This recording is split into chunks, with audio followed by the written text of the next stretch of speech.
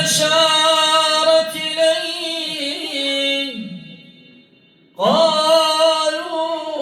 كيف نكلم من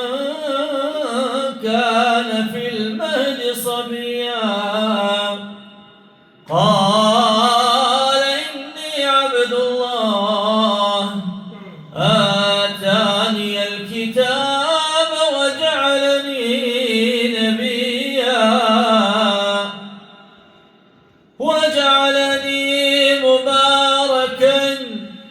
أينما كنت وأوصاني بالصلاة والزكاة ما دمت حيا